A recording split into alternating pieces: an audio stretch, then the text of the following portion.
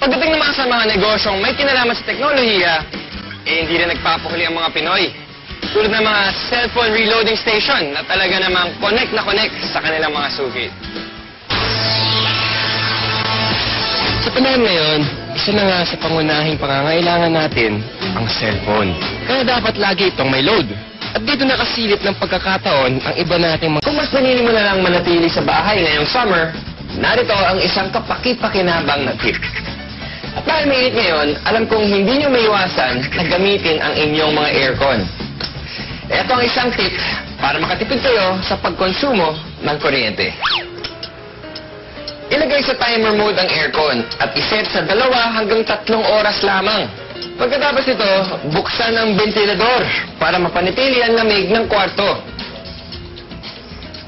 May enjoy mo na ang lamig, makakatipid ka pa. O di ba? Pwede naman eh. Kaya mga kapartner, tandaan, dapat maging wais all the time. Kita. Ang V-Mobile, nakaisip ng paraan kung paanong sa pamamagitan lang ng isang telepono at isang SIM card, maaari nang makapagbenta ng load ng kahit anong network. Ano yan? Ang kaibahan itong V-Mobile, gamit mo yung cellphone mo, makapagbebenta ka ng lahat ng klase ng prepaid, cards at saka electronic, para magkaroon ka ng negosyo. Taong 2008, nang simula ng V-Mobile ang negosyong ito. Ang sistemang gamit nila, all-in-one load service, kaya one-stop shop ang kanilang serbisyo. Kailangan mo rito, at least meron kang cellphone, meron kang maliit na puhunan, hindi mo kailangan ng malaki, although pwede rin maging malaki ang puhunan mo. Yan eh, depende sa kung plano mo sa negosyo.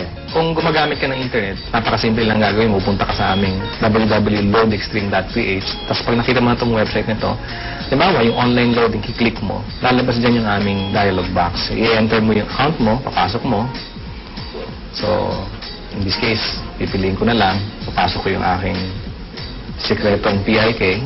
Tapos mamimili ako ng produkto. Tapos, lalagay ko yung cellphone number. Kiklik mo ngayon yung send load. Pag okay natin, yun na. Pero paano ka nga ba kikita sa negosyong ito? Halimbawa, may magpapaload sa iyo ng 100 pesos. Ang babawas ng load wallet mo ay 90 pesos lang. Ibig sabihin, may 10 piso kang kita sa bawat 100 na i-reload mo sa iyong customer.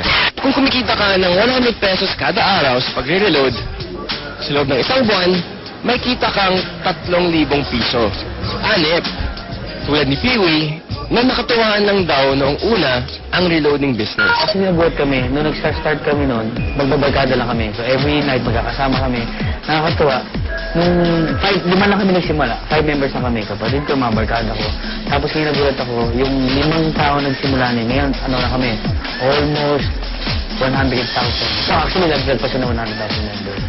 Ngayon, sa simpleng pagpindot-pindot lang daw niya ng cellphone, kumikita raw si Peewee ng mula 1,000 hanggang 5,000 piso kada linggo. Ano pang hinihintay niyo mga kapartner?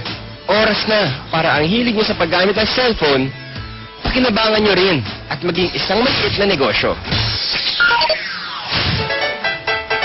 Kung mas pinili mo na lang manatili sa bahay ngayong summer, narito ang isang kapaki-pakinabang na tip. At dahil mainit ngayon, alam kong hindi nyo maiwasan na gamitin ang inyong mga aircon.